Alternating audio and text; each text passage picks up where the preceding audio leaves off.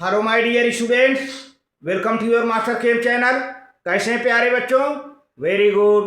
तो आज मैं Amla Shankar Yadav Master Chem channel की तरफ से क्लास 11th के लिए टाइट्रेशन रिडॉक्स टाइट्रेशन लाया हूं प्यारे बच्चों। यह रिडॉक्स टाइट्रेशन क्लास 12th के लिए भी फायदेमंद है। यानी यूँ कहिए कि आज का जो वीडियो है क्लास 11th और क्लास 12th दोनों के लिए है। क्लास 11th और क्लास 12th दोनों बच्चों के लिए टाइट्रेशन का है आज का वीडियो प्यारे बच्चों। तो इसको आप देखिए, जो है बहुत ही इंपॉर्टेंट है क्योंकि टाइट्रेशन आपके बोर्ड एग्जामिनेशन में है और आपके बोर्ड एग्जामिनेशन जो टाइट्रेशन है वो रिडॉक्स टाइप का टाइट्रेशन है, एसिड बेस्ड टाइट्रेशन नहीं है, रिडॉक्स टाइप का टाइट्रेशन है प्यारे बच्चों, जिसमें पोटेशियम परमैंगनेट है, सेकेंडरी स्टैंडर्ड सोल्यूशन है, ऑक्जेलिक एसिड और मोहर साल्ट प्राइमरी स्टैंडर्ड सोल्यूशन है। दोनों स्टैंडर्ड सोल्यूशन है।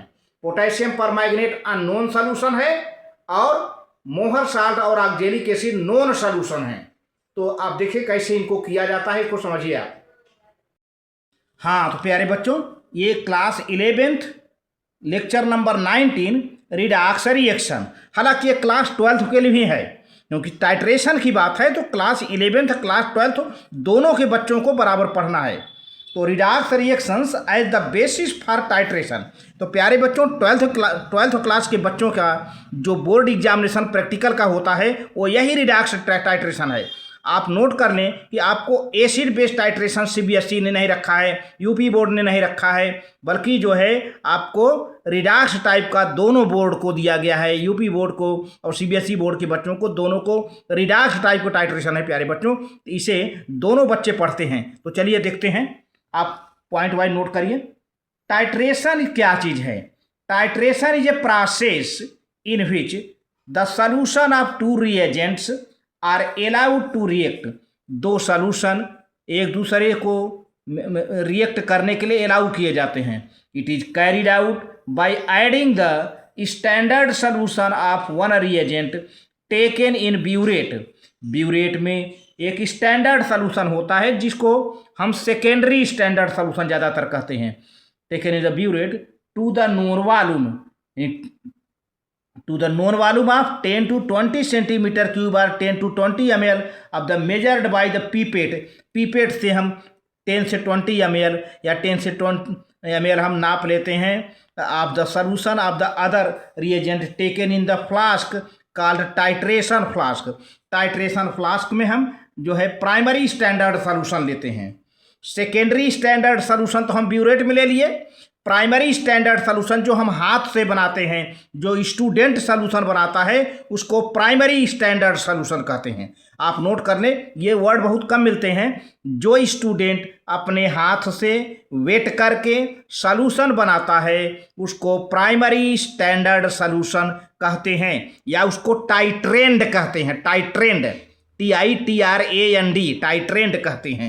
तो प्यारे बच्चों, या उसको नॉन सॉल्यूशन कहते हैं या उसको एनालाइट कहते हैं। ठीक है प्यारे बच्चों। और जो सॉल्यूशन ब्यूरेट में भरा रहता है, जो सॉल्यूशन ब्यूरेट में भरा रहता है उसको टाइट्रेंट कहते हैं। लास्ट में टी लगा रहेगा, TITRANT। या उसको अननोन सॉल्यूशन कहते हैं या सेकेंडरी स्टैंडर्ड सॉल्यूशन कहते हैं प्यारे बच्चों।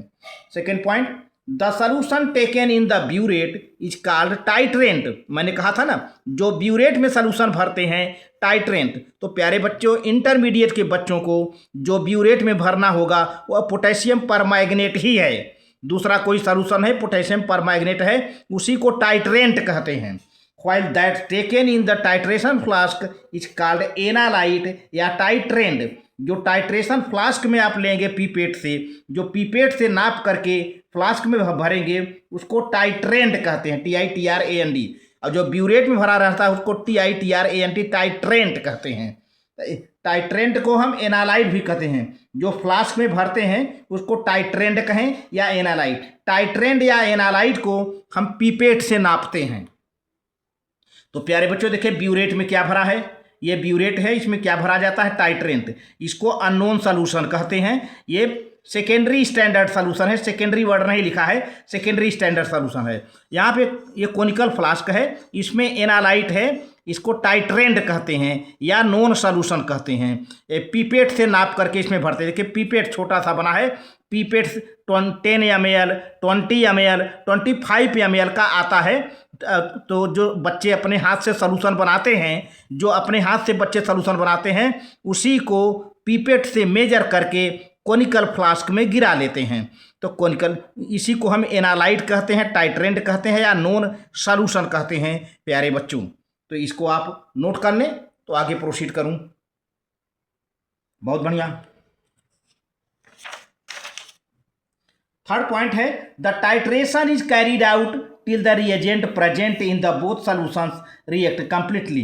प्यारे बच्चों, टाइट्रेशन तब तक हम चलाते हैं जब तक कि दोनों सॉल्यूशन कंप्लीटली रिएक्ट नहीं कर जाते हैं, क्योंकि आपको अलग से यहाँ पर कोई इंडिकेटर यूज नहीं करना है, इसलिए कि पोटेशियम परमैंगनेट सेल्फ इंडिकेटर है।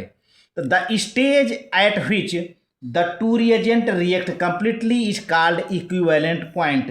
प्यारे बच्चों, जब दोनों रिएजेंट एक दूसरे से कंप्लीटली पूरी तरह से रिएक्ट कर जाते हैं तो उसको कहते हैं इक्विवेलेंस पॉइंट या एंड पॉइंट, और इसी पॉइंट पर रिडॉक्स रिएक्शन कंप्लीट हो जाता है। इसको हम एंड पॉइंट कहते हैं या इक्विवेलेंट पॉइंट कहते हैं। और फिर क्या होता है, इस पर जो है एक विशेष कलर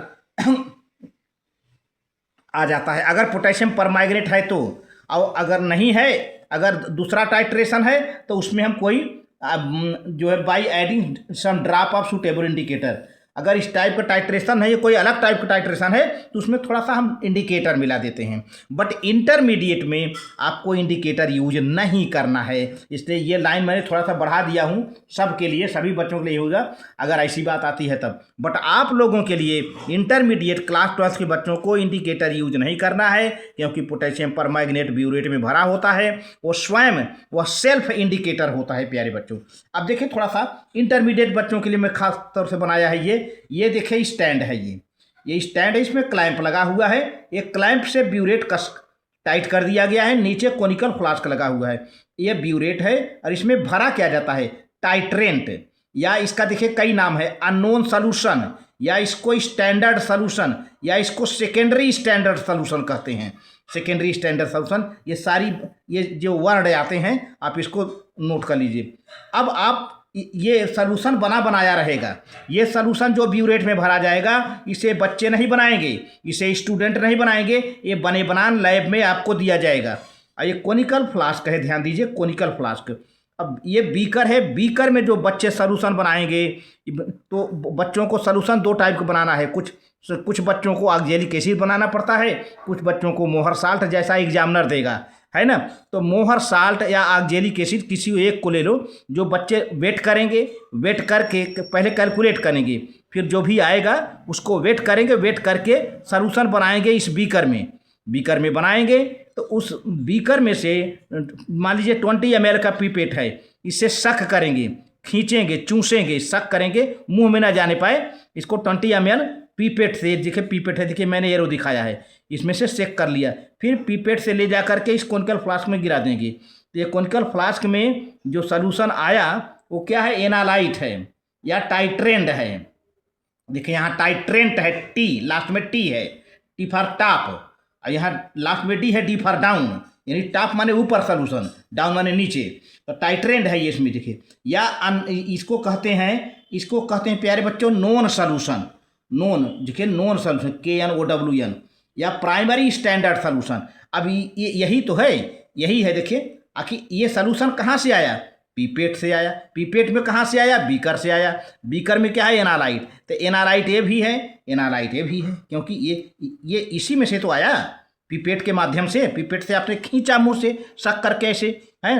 अब तो ये बीकर है, बीकर में नॉन सॉल्यूशन है, प्रिपेयर्ड बाय स्टूडेंट, इसे प्रिपेयर बाय स्टूडेंट इसे तैयार करता है, इसको प्राइमरी स्टैंडर्ड सॉल्यूशन कहते हैं ये पूरा। अब इसी को लिया तो यही नाम यहाँ पर भी है, देखिए नॉन सॉल्यूशन या प्राइमरी स्टैंडर्ड सॉल्यूशन, ये कोनिकल फ्लास्क में है। अब ये थोड़ा सा देखिए टोंटी लगा हुआ है ब्यूरेट में, तो धीरे धीरे गिराएंगे तो अपने आप कुछ समय बाद पिंक कलर आ जाता है, तो समझिए कि एंड पॉइंट हो गया, एंड पॉइंट हो गया। आप रीडिंग ले लेंगे पीपेट का, ठीक है। तो M1 B1 M2 B2 calculate कराया जाता है। ये चीज़ें हैं प्यारे बच्चों, तो पहले आप इसे नोट कर लें। बहुत बढ़िया, चलिए ठीक है।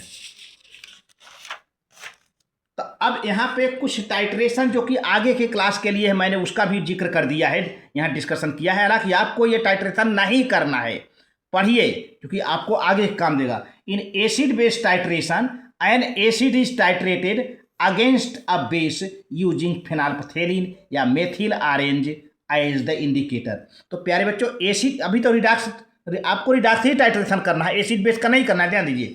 तो ये उन बच्चों के लिए है, सभी बच्चों के लिए है जो एसिड बेस टाइट्रेशन करते हैं। तो इसमें क्या होता है प्यारे बच्चों कि बेस यूजिंग फेनोल्फथेलिन या मेथिल ऑरेंज, दो ढंग का इंडिकेटर यूज करते हैं, फेनोल्फथेलिन और मेथिल ऑरेंज। एसिड बेस के टाइट्रेशन में स्टूडेंट कौन सा इंडिकेटर यूज करते हैं? फेनोल्फथेलिन या methyl orange as the indicator.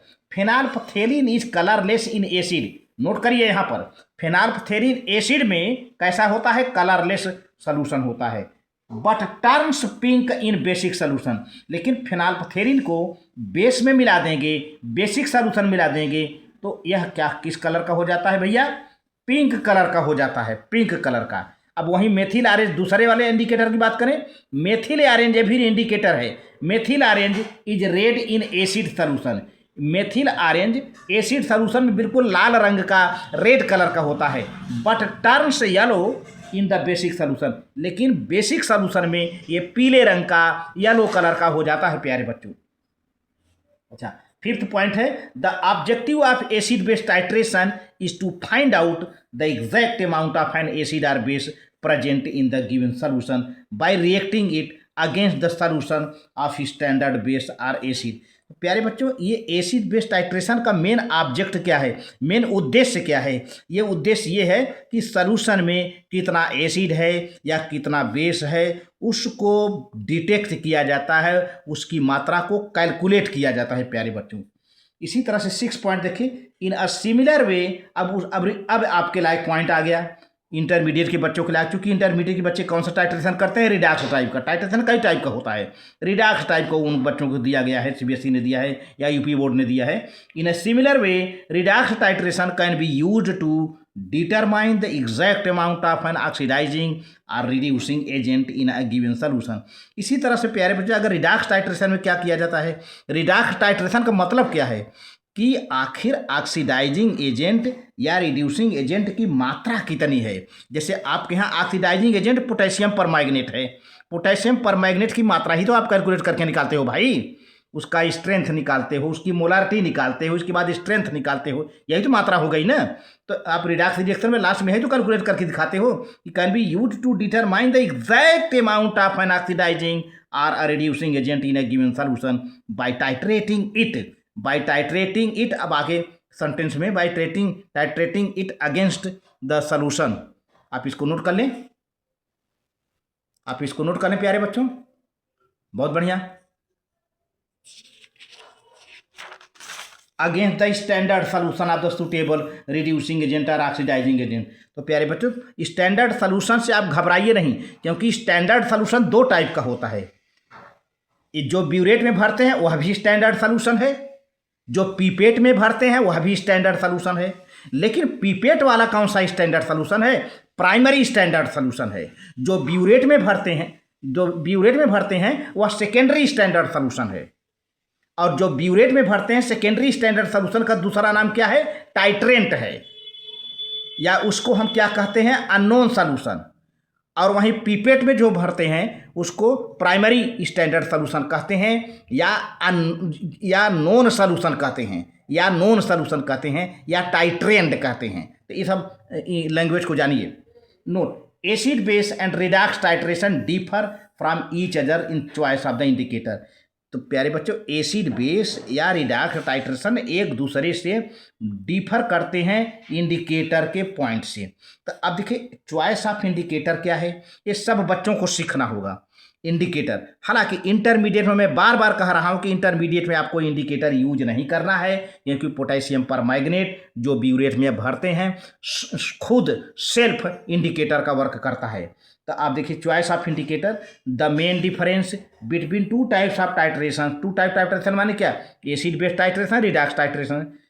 between two types of titration is that the indicators used in acid base titration to detect the changes in the pH are not useful in the redox titration। तो प्यारे बच्चों, जो indicator use किए जाते हैं acid base titration में वो pH को डिटरमाइन करने के लिए किए जाते हैं, लेकिन रिडॉक्स रिएक्शन में इसका कोई यूज नहीं है। This difficulty can be overcome in the following three veg. इस डिफ़िकल्टी को हम दूसरे तरीके से दूर करते हैं। देखिए पहला क्या है, ए बी सी, 3 पॉइंट पढ़ेंगे। फॉलोइंग थ्री वेज माने A B C. One the reagent which is itself intensely colored may be used as an indicator। तो प्यारे बच्चों, इसमें एक रिएजेंट जो कि काफ़ी कलर्ड है उसका इंडिकेटर के रूप में यूज किया जाता है। फॉर एग्जांपल पोटेशियम परमैंगनेट है और इसमें मैग्नेट आयन है, acts as the self indicator. Potassium जो कि आपके लिए है, पोटेशियम Mn4 या permanganate ion Mn4- act as the self indicator in the potassium permanganate titration when whole। अब आप नोट करो प्यारे बच्चों, ये आपके लिए पहला पॉइंट आपके लिए है क्योंकि आपको इंडिकेटर यूज नहीं करना है। तो in the potassium permanganate titration when the whole the reductant, जैसे आप मोहर 60 लेंगे तो क्या मिलेगा, फेरस आयन। ऑक्जेलिक एसिड लेंगे तो क्या मिलेगा, ऑक्जेलेट आयन, है ना। ये दोनों रिडक्टेंट हैं। Is oxidised in point is reached. तो अब देखिए यहाँ पर क्वेश्चन ये उठता है कि किसी बच्चे को मोहर साल्ट मिल जाएगा तो Fe+2 आयन मिलेगा उसमें, किसी बच्चे को ऑक्जेलिक एसिड मिल जाएगा तो C2O4-2 आयन बनेगा वहाँ पर। तो ये दोनों ऑक्सीडाइज होते हैं। कौन ऑक्सीडाइज करता है, पोटेशियम परमैंगनेट, क्योंकि पोटेशियम परमैंगनेट ऑक्सीडाइजिंग एजेंट है ही है। End point is reached, end point मिल जाता है। At the end point the violet colour of magnet permanganate solution disappears. End point पर जो परमैंगनेट आयन का वायलेट कलर है वो डिसअपियर, गायब हो जाता है। And a lasting permanent tinge of pink colour appears, और लास्ट में पिंक कलर मिल जाता है, यानी गुलाबी रंग का एक कलर आ जाता है। And this colour change is so sensitive that it can easily be detected even at very low concentration, 10⁻⁻6 mole per decimeter cube या 10⁻⁻6 mole per liter of the permanganate ion के रूप में इसको आप कैलकुलेट करके निकाल लेते हो। आप ब्यूरेट की रीडिंग ले लेते हो, पिपेट की रीडिंग, जिसका हम कराएंगे अभी। तो ये केवल मेथड है। अच्छा, बी क्या है, if there is no dramatic auto colour change, या मान लीजिए अपने आप से कलर नहीं चेंज होता है, तो as with the Mn4 titration the there are indicators which are immediately oxidized after the last drop of the reactant has reacted, producing a dramatic color change unlike Mn4 यानी permanganate ion और oxalate ion या potassium dichromate is not a self indicator. यहाँ पर प्यारे बच्चों, तो potassium dichromate अगर रहेगा, पोटेशियम डाइक्रोमेट रहेगा तो वहाँ पे ऑटोमेटिक कलर नहीं चेंज होगा। पोटेशियम डाइक्रोमेट सेल्फ इंडिकेटर तो है नहीं, इसीलिए पोटेशियम डाइक्रोमेट से अगर टाइट्रेशन होता है तो सेल्फ इंडिकेटर नहीं है, वहाँ पे इंडिकेटर यूज करना होगा। Therefore in K2Cr2O7 potassium dichromate titration some indicator is use to detect the quantity. तो प्यारे बच्चों, पोटेशियम डाइक्रोमेट के साथ अगर टाइट्रेशन करते हैं तो कुछ इंडिकेटर यूज किए जाते हैं, लेकिन पोटेशियम परमैंगनेट के साथ इंडिकेटर नहीं यूज किया जाता है, क्योंकि पोटेशियम परमैंगनेट सेल्फ इंडिकेटर होता है। प्यारे बच्चों, इसको आप नोट कर लो तो आगे बढ़ें। ठीक, the in point of the following two types of the indicators are used. तो प्यारे बच्चों, पोटेशियम परमैंगनेट से अगर टाइट्रेशन होता है तो दो टाइप के हम पोटेशियम डाइक्रोमेट से, पोटेशियम डाइक्रोमेट के साथ टाइट्रेशन होता है तो हम दो टाइप के इंडिकेटर यूज कर सकते हैं, इंटरनल और एक्सटर्नल। इंटरनल और एक्सटर्नल, हालांकि ये सब आपको यूज नहीं करना है इंटरमीडिएट में, ये आगे के क्लास के लिए है ना। आपको जानकारी करना, आपकी जानकारी केवल पोटेशियम परमैंगनेट तक थी। Internal indicator, a few drop of these indicators are added to the reactant titrand. जो कोनिकल फ्लास्क में गिराते हो, पीपेट से सक करके कोनिकल फ्लास्क में गिराते हो, तो उसी में ये इंडिकेटर थोड़ा सा मिला दिया जाता है। Taken in the titration flask prior to start the titration, example और डाइफेनिलेमाइन या N phenyl anthranilic acid with diphenylamine. At the end point the color changes from bluish green or purple to blue violet. तो प्यारे बच्चों, अगर डाइफेनिलेमाइन है तब colour क्या होगा, ब्लूइश ग्रीन या पर्पल से ब्लू वायलेट कलर चेंज हो जाता है। लेकिन वहीं पर अगर एन फेनिल एंथ्रालिनिक होगा तब क्या होगा, however with N phenyl anthranilic acid at the end point कौन कलर मिलेगा भाई, colour changes from green to violet red, green हरे रंग से वायलेट रेड कलर हमको मिल जाता है। ये इंडिकेटर थोड़ा सा कॉनिकल फ्लास्क में मिलाते हैं, ये इंटरनल है ना, लेकिन एक्सटर्नल क्या है, ये इंडिकेटर कॉनिकल फ्लास्क में नहीं मिलाएंगे बल्कि किसी टाइल पर रख देंगे, टाइल पर, ग्लेज्ड टाइल पर, और उसमें जो है हम मिलाते हैं, क्या कहते हैं, इंडिकेटर मिलाते हैं, जो रिडॉक्स रिएक्शन हुआ होगा उसी को ड्रॉप रख देते हैं, फिर उसमें इंडिकेटर मिलाते हैं तो कलर चेंज होता है, तो बाहर मिलाया जाता है। Potassium ferrocyanide K3 FeCN6 is used as an external indicator. ये कई बार वाइवा में आ चुका है। एक्सटर्नल इंडिकेटर का नाम बताइए क्या है, potassium ferricyanide. During titration of ferrous salt against K2Cr2O7, जब फेरस साल्ट का K2Cr2O7 के साथ टाइट्रेशन कराया जाता है तो क्या होता है, तो उसमें करते क्या है, सिवरल ड्रॉप्स ऑफ, कई ड्रॉप, आप इसको नोट कर ले, पहले इतना नोट कर लें, जब टाइट्रेशन कराया जाता है पोटेशियम डाइक्रोमेट के साथ तब क्या करते हैं कि सिवरल ड्रॉप्स, कई ड्रॉप किसके लिए जाते हैं, of indicators are placed side by side on a glazed white tile. एक टाइल पर, एक सफ़ेद टाइल पर इंडिकेटर के कई ड्रॉप, 10-12 ड्रॉप, 5-6 ड्रॉप रख दिए जाते हैं ऐसे उसी टाइल पर। उसी टाइल पर क्या पड़ा हुआ है भैया, इंडिकेटर पड़ा हुआ है। अब क्या करते हैं, a drop of oxidised solution is taken out.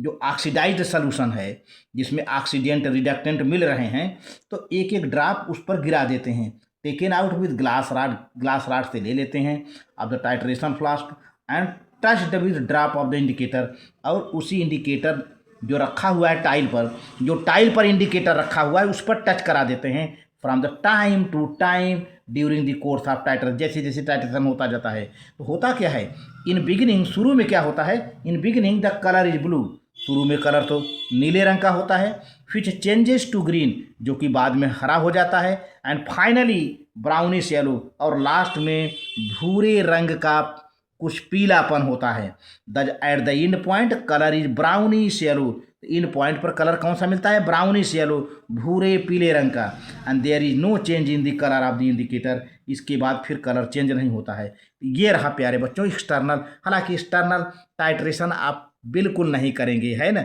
आप केवल जो है सेल्फ इंडिकेटर पोटेशियम परमैंगनेट वाला टाइट्रेशन करेंगे, रिडॉक्स टाइट्रेशन। तीसरा पॉइंट सी है क्या प्यारे बच्चों, another indicator which has been used in the redox titration या redox reaction is starch. Starch भी लिया जाता है, starch which produces intense blue colour with molecular iodine, जो आयोडीन के साथ नीला रंग देता है। The use of this indicator is however limited, इस इंडिकेटर का बहुत ज़्यादा यूज नहीं किया जाता है, to only of the those reasons which can either oxidise iodide ion such as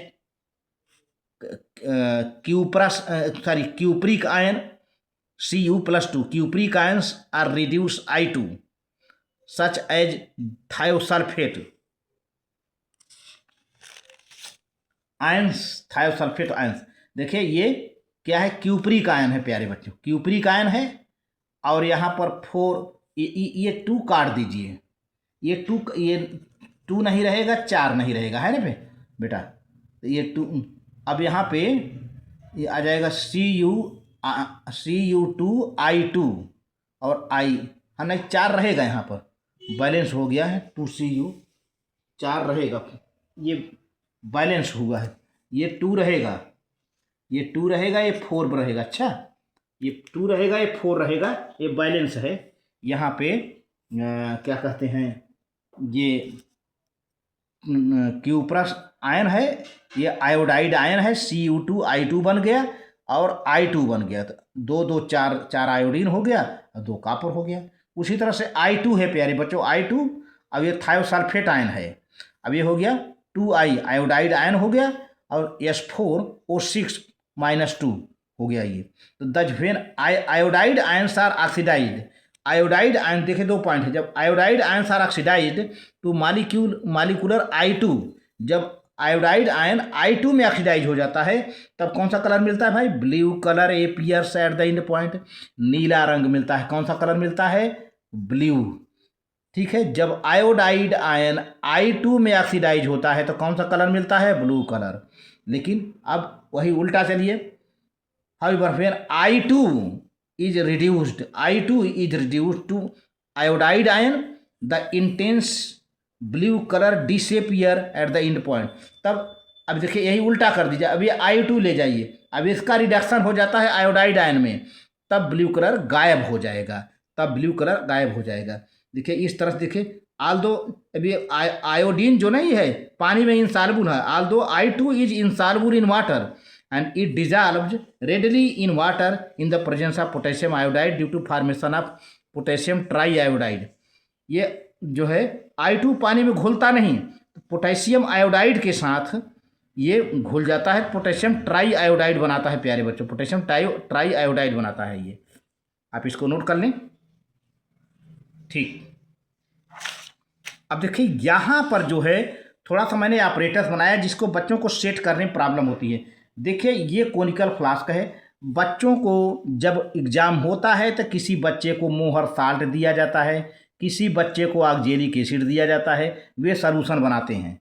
solution जो बच्चे बनाते हैं उस सलूशन को हम क्या कहते हैं, नॉन सलूशन या प्राइमरी स्टैंडर्ड सलूशन या टाइट्रेंड, या उसको हम क्या कहते हैं, टाइट्रेंड। ध्यान दीजिए, जो आप अपने हाथों से बनाते हैं टाइट्रेंड, है ना। अब जो बच्चे बनाएंगे जो भी हो, चाहे मोहर साल्ट वाला स्टूडेंट हो चाहे ऑक्जेलिक एसिड वाला, दोनों बच्चों को पीपेट से शक करना पड़ता है। मोहर साल्ट वाला होगा तो मोहर साल्ट शक करेगा, ऑक्जेलिक एसिड वाला स्टूडेंट होगा तो ऑक्जेलिक एसिड बनाकर शक करेगा पीपेट में। पीपेट में शक करके फिर उसको कहाँ ले आएगा, उसको ले आएगा प्यारे बच्चों, उसको जो है पीपेट से ले आकर के ये आकर के यहाँ पर गिरा देगा, कोनिकल फ्लास्क में गिरा देगा। आ गया ना, ये मोहर साल्ट होगा तो मोहर साल्ट इसमें आ जाएगा, ऑक्जेलिक एसिड होगा तो ऑक्जेलिक एसिड इसमें आ जाएगा। तो ये टाइट्रेंड कहाँ आ गया, कोनिकल फ्लास्क में। और ये ब्यूरेट है, ये ब्यूरेट है। देखिए पिपेट है तो ये क्या है, ब्यूरेट है, ये ब्यूरेट यहाँ नाम लिखा हुआ है ब्यूरेट। इसमें पोटेशियम परमैंगनेट भरा होता है, इसको अननोन सॉल्यूशन कहते हैं या सेकेंडरी स्टैंडर्ड सॉल्यूशन कहते हैं या टाइट्रेंट, टी लगा है। अब तो अभी हो गया है ना, अभी यहाँ पे टाइट्रेंट, यहाँ पे टाइट्रेंड भरा हुआ है। अब इसको हम इसे टोंटी को ढीला करेंगे हल्का सा तो पोटेशियम परमैंगनेट इसमें गिरेगा। अब इसका रंग आएगा फिर गायब हो जाएगा, आएगा भी गायब हो जाएगा। एक ऐसा पॉइंट आएगा कि रंग परमानेंट स्टैंड हो जाएगा, यानी पिंक कलर का कलर आ जाएगा, तो समझिए कि रिएक्शन कंप्लीट हो गया। और बाकी आप रीडिंग पढ़ करके आप मेजर कर लेंगे। रीडिंग के लिए आप यहाँ पर नहीं वीडियो में बता पा रहा हूँ, वीडियो लंबी पड़ जाएगी। रीडिंग के लिए आपको क्लास में प्रैक्टिकल के दौरान सर लोग बताएंगे। लेकिन प्रोसेस कैसे किया जाता है प्यारे बच्चों, यही किया जाता है, क्योंकि बच्चे सबसे बड़ी बात है प्रोसेस को नहीं कर पाते हैं। तो ठीक है, इसको आप नोट कर लें। आप सब ये सॉल्यूशन बच्चे बनाएंगे, ये सॉल्यूशन बच्चे बनाएंगे। जिस बच्चे को मोहर साल्ट दिया जाएगा कैलकुलेट करके वेट करेगा, कोनिकल फ्लास्क में बनाएगा। जिस बच्चे को ऑक्जेलिक एसिड मिलेगा कैलकुलेट करके वेट करेगा, फिर इसमें सॉल्यूशन बनाएगा जितने ml में, है ना, 250 ml में, 200 ml में, जो भी व्हाटएवर में भी देर बनाएगा। इसकी अब जो बच्चे बनाते हैं उस सॉल्यूशन को हम नॉन सॉल्यूशन कहते हैं। नॉन सॉल्यूशन क्या है, जिसकी मोलारिटी या नॉर्मलिटी, जिसका कंसंट्रेशन पता हो, ये मालूम हो, that solution is non solution. या इसको प्राइमरी स्टैंडर्ड सॉल्यूशन कहते हैं प्यारे बच्चों, प्राइमरी स्टैंडर्ड सॉल्यूशन। और जो सॉल्यूशन बना बनाया रहता है, पहले से लेबोरेटरी में रखा रहता है, उसको अननोन सॉल्यूशन कहते हैं या सेकेंडरी स्टैंडर्ड सॉल्यूशन कहते हैं या टाइट्रेंट कहते हैं। और इसको तो टाइट्रेंट भी कहते हैं, है ना। तो ये सब नाम जानना बहुत ज़रूरी है। ये पीपेट आपका 10 ml का हो सकता है, 20 ml का हो सकता है, 25 ml का हो सकता है। इससे बच्चे मुंह लगा करके शक करते हैं, शक करके फिर ले आ करके ये किस में गिरा देते हैं, यों कोनिकल फ्लास्क में। इसके बाद फिर पोटेशियम परमैंगनेट निकाल करके धीरे धीरे गिरा के यहाँ पे टाइट्रेशन करते हैं। तो ये जानना बहुत ज़रूरी है। Very good, thank you.